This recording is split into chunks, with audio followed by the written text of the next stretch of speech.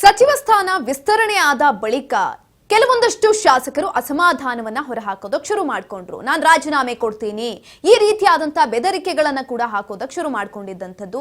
ಆದ್ರೆ ಇದೀಗ ಬಹುತೇಕ ಶಾಸಕರು ಅಂದ್ರೆ ಯಾರೆಲ್ಲ ಅಸಮಾಧಾನಗೊಂಡಿದ್ರು ಅವರೆಲ್ಲರೂ ಕೂಡ ಗಪ್ಚುಪ್ ಆಗಿದ್ದಾರೆ. ಸಚಿವ ಸ್ಥಾನ ಮಿಸ್ ಆಗಿತ್ತು, ಮೂರೇ ದಿನಕ್ಕೆ ಕೈ ಬಂಡಾಯ ಥಂಡ ಆಗಿದೆ.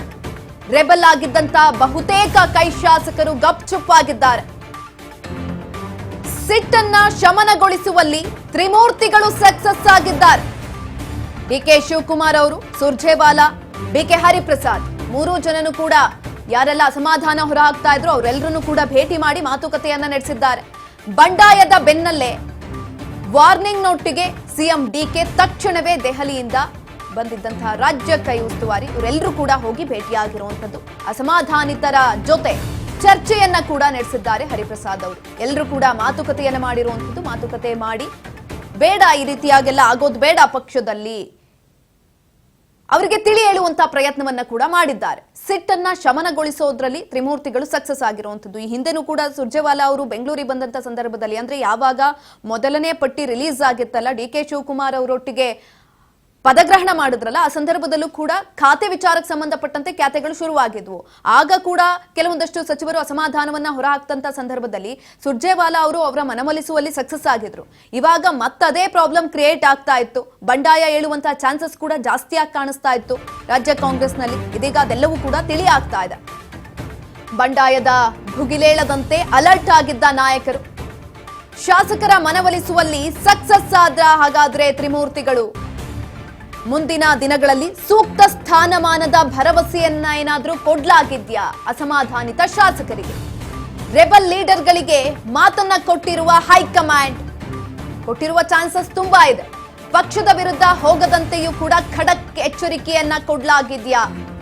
ಭವಿಷ್ಯದ ದೃಷ್ಟಿಯಿಂದ ಸೈಲೆಂಟ್ ಆಗಿರುವ ರೆಬಲ್ ಲೀಡರ್ಸ್, ಮುಂದಿನ ಚುನಾವಣೆ ಸಂಬಂಧ ತಂಡ ಹೊಡೆದ ನಾಯಕರು ಇವರೆಲ್ಲರೂ ಕೂಡ ಇದೀಗ ಸದ್ಯಕ್ಕೆ ಗಪ್ಚುಪ್ ಆಗಿದ್ದಾರೆ. ಮಾತನ್ನ ಆಡೋದಿಲ್ಲ ಅಂತ ಕೂಡ ಹೇಳಿರುವಂತದ್ದು.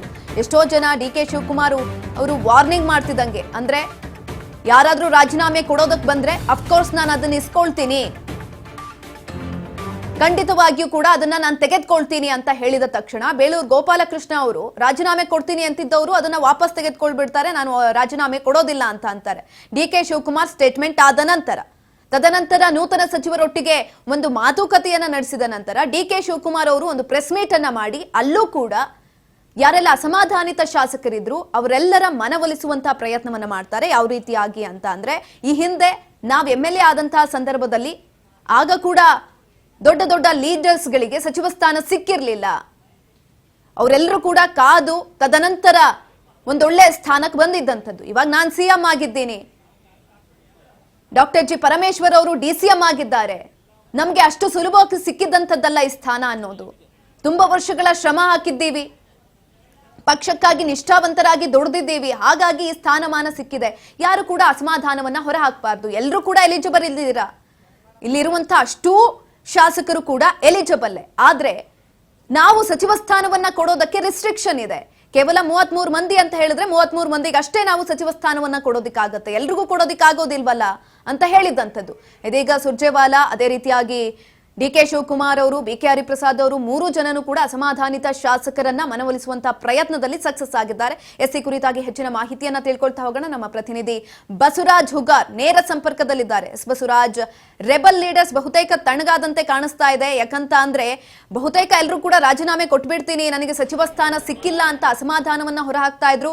ಬಂಡಾಯ ಏಳುವಂತಹ ಚಾನ್ಸಸ್ ಕೂಡ ತುಂಬಾ ಜಾಸ್ತಿ ಆಗಿತ್ತು. ಆದ್ರೆ ಸುರ್ಜೇವಾಲಾ ಅವರು ಎಂಟ್ರಿ ಕೊಟ್ಟ ನಂತರ ಎಲ್ಲವೂ ಕೂಡ ತಣ್ಣಗಾಗಿದೆ. ಹೆಚ್ಚಿನ ಮಾಹಿತಿ ಕೊಡೋದಾದ್ರೆ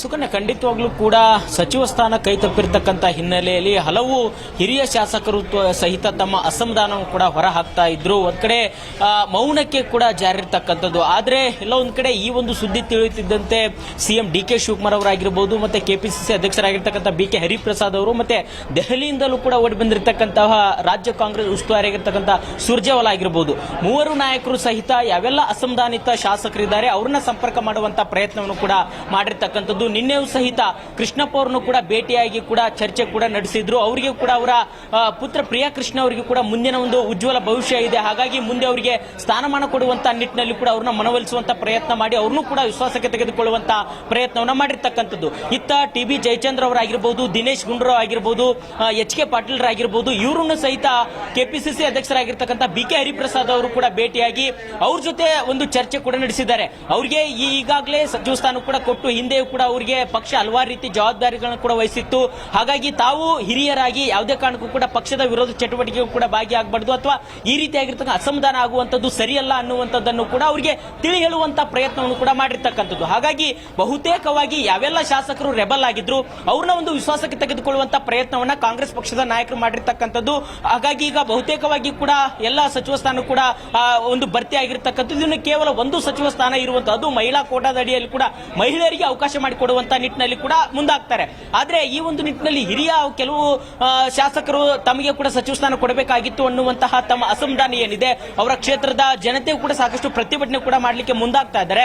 ಹಾಗಾಗಿ ಅವ್ರಿಗೆಲ್ಲರಿಗೂ ಕೂಡ ಒಂದು ತಿಳಿ ಹೇಳುವಂತ ಪ್ರಯತ್ನ, ಅವ್ರನ್ನ ವಿಶ್ವಾಸಕ್ಕೆ ತೆಗೆದುಕೊಳ್ಳುವಂತ ಪ್ರಯತ್ನ ಕೂಡ ಮಾಡಿರ್ತಕ್ಕಂಥದ್ದು. ಹಾಗಾಗಿ ಬಹುತೇಕ ಎಲ್ಲ ಶಾಸಕರು ಸಹಿತ ಅವರ ಅಸಮಾಧಾನ ಒಂದು ಶಮನ ಆಗಿದೆ ಅನ್ನುವಂತ ರೀತಿಯಲ್ಲೂ ಕೂಡ ಅವರು ಕೂಡ ಅವರ ಚಟುವಟಿಕೆ ಕೂಡ ಭಾಗಿಯಾಗಿರ್ತಕ್ಕಂಥದ್ದು.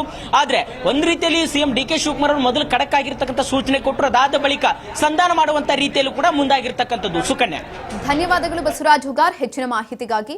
ಎಸ್ ನೋಡಿ, 2028ಕ್ಕೆ ವಿಧಾನಸಭೆ ಚುನಾವಣೆ ಬರುತ್ತೆ. ಆ ಸಂದರ್ಭದಲ್ಲಿ ಯಾವುದೇ ರೀತಿಯಲ್ಲೂ ಕೂಡ ಪಕ್ಷಕ್ಕೆ ತೊಂದರೆಗಳಾಗಬಾರದು, ಅದನ್ನ ಗಮನದಲ್ಲಿ ಇಟ್ಕೊಂಡು ಹೈಕಮಾಂಡ್, ಅದೇ ರೀತಿಯಾಗಿ ಡಿ ಕೆ ಶಿವಕುಮಾರ್ ಅವರಾಗಿರ್ಬೋದು, ಸುರ್ಜೇವಾಲಾ ಅವರಾಗಿರ್ಬೋದು, ವಿ ಕೆ ಹರಿಪ್ರಸಾದ್ ಅವರಾಗಿರ್ಬೋದು, 3 ಜನರು ಕೂಡ ಡಿಸಿಷನ್ ಅನ್ನ ತೆಗೆದುಕೊಂಡಿರುವಂತದ್ದು. ಅದರಲ್ಲೂ ಕೂಡ ಇವಾಗ ಯಾರಿಗೆಲ್ಲ ಸಚಿವ ಸ್ಥಾನವನ್ನ ಕೊಟ್ಟರು ಅದರಲ್ಲಿ ಪ್ರಬಲವಾಗಿ ಕಾಣಿಸ್ಕೊಂಡಂಥವ್ರು ಜಿಲ್ಲಾವಾರು, ಕ್ಷೇತ್ರವಾರು, ಅದೇ ರೀತಿಯಲ್ಲಿ ಜಾತಿವಾರು, ಇದೆಲ್ಲವನ್ನ ಲೆಕ್ಕಾಚಾರ ಹಾಕಿ ಅವರಿಗೆ ಸಚಿವ ಸ್ಥಾನವನ್ನ ಕೊಟ್ಟಿರುವಂಥದ್ದು. ಹಾಗಾಗಿ ಅಸಮಾಧಾನಿತ ಶಾಸಕರು ಯಾರೆಲ್ಲ ಇದ್ರು ಅವರೆಲ್ಲರೂ ಕೂಡ ಭೇಟಿ ಮಾಡಿದ್ದಾರೆ. ಭೇಟಿ ಮಾಡಿ ಕೆಲವೊಂದಷ್ಟು ಭರವಸೆಗಳನ್ನ ಕೂಡ ಕೊಟ್ಟಿರುವ ಚಾನ್ಸಸ್ ಕೂಡ ಇದೆ ಅವ್ರಿಗೆ. ಅಂದ್ರೆ ಮುಂದಿನ ಚುನಾವಣೆ ಸಂದರ್ಭದಲ್ಲಿ ಅವ್ರಿಗೆ ಆ ಸಂದರ್ಭದಲ್ಲಿ ಸ್ಥಾನಮಾನ ಕೊಡೋ ವಿಚಾರಕ್ಕೆ ಸಂಬಂಧಪಟ್ಟಂತೋ ಅಥವಾ ಪಕ್ಷದಲ್ಲಿ ಅವ್ರಿಗೆ ಆದಂಥ ಬೇರೆ ರೀತಿಯಾದಂಥ ಮಾರ್ಗಗಳನ್ನ ಹುಡುಕಿ ಅವ್ರಿಗೆ ಸ್ಥಾನಮಾನ ಕೊಡುವ ವಿಚಾರಕ್ಕೆ ಸಂಬಂಧಪಟ್ಟಂತೋ ಹೀಗೆ ಕೆಲವೊಂದಷ್ಟು ಅವರಿಗೆ ಸಮಾಧಾನ ಪಡಿಸುವಂತ ಕೆಲಸವನ್ನ ಮಾಡಿದ್ದಾರೆ. ಇನ್ನು ದಿಢೀರ್ ಸಿಎಂ ಡಿಕೆಶಿ ಅವರನ್ನ ಭೇಟಿಯಾಗಿದ್ದಾರೆ ರೆಬಲ್ ಲೀಡರ್ಸ್. ಕೋಲಾರ ಕ್ಷೇತ್ರದ ಶಾಸಕ ಕೊತ್ತೂರು ಮಂಜುನಾಥ್ ಭೇಟಿಯಾಗಿರುವಂತದ್ದು. ಬೆಂಗಳೂರಿನ ಸದಾಶಿವನಗರದಲ್ಲಿ ಇಬ್ರು ಕೂಡ ಮಾತುಕತೆಯನ್ನ ಮಾಡಿದ್ದಾರೆ. ಚಿಕ್ಕಬಳ್ಳಾಪುರ, ಕೋಲಾರವನ್ನ ಕಣೆಗಳಿಸಿರುವಂತಹ ಆರೋಪವನ್ನ ಮಾಡ್ತಾ ಇರುವಂತದ್ದು. ಸಚಿವ ಸ್ಥಾನ ಮಿಸ್ ಆಗಿದ್ದಕ್ಕೆ ಶಾಸಕ ಮಂಜುನಾಥ್ ಈ ಸಂದರ್ಭದಲ್ಲಿ ಗರಂ ಆಗಿದ್ದಾರೆ. ನಿನ್ನೆ ಸಭೆ ನಡೆಸಿದಂತಹ ಕೋಲಾರ ಭಾಗದ ರೆಬಲ್ ಲೀಡರ್ಸ್ ನಿನ್ನೆ ಕೂಡ ವಿಚಾರಕ್ಕೆ ಸಂಬಂಧಪಟ್ಟಂತೆ ಸಭೆ ನಡೆಸಿದ್ರು. ಅಸಮಾಧಾನವನ್ನ ಹೊರಹಾಕಿದ ಬೆನ್ನಲ್ಲೇ ಸಿಎಂ ಜೊತೆ ಚರ್ಚೆಯನ್ನ ಕೂಡ ಮಾಡಿದ್ದಾರೆ.